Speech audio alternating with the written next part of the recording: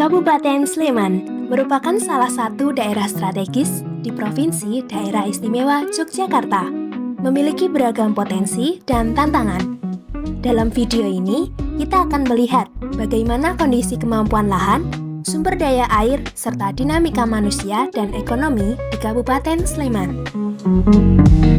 Kemampuan lahan Kabupaten Sleman dipengaruhi oleh faktor geologi, jenis tanah, kemiringan lereng, dan tekstur tanah. Dengan dominasi tanah vulkanik muda, Kabupaten Sleman memiliki tekstur tanah yang baik untuk pertanian. Drainase di sebagian besar wilayah tergolong baik hingga sedang.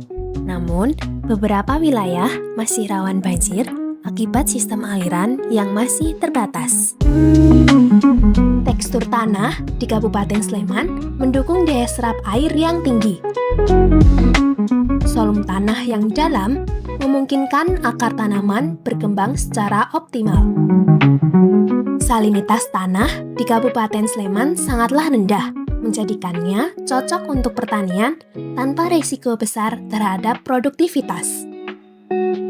Ketersediaan air di Kabupaten Sleman didukung oleh curah hujan dengan rata-rata sekitar 7.000 mm per tahun, dengan pola musim hujan di awal dan akhir tahun. Namun, tahun-tahun tertentu seperti pada tahun 2024 mengalami penurunan curah hujan yang drastis, memunculkan risiko kekeringan di pertengahan tahun. Tanah di Kabupaten Sleman memiliki kapasitas menahan air yang tinggi, mendukung cadangan air tanah untuk pertanian dan konservasi.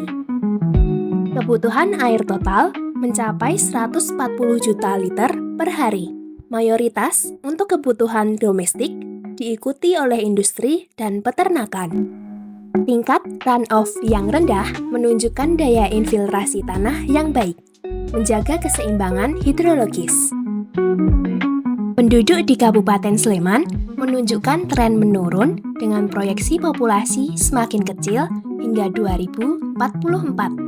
Dominasi penduduk usia produktif masih terlihat, namun perlahan diimbangi oleh peningkatan usia lansia.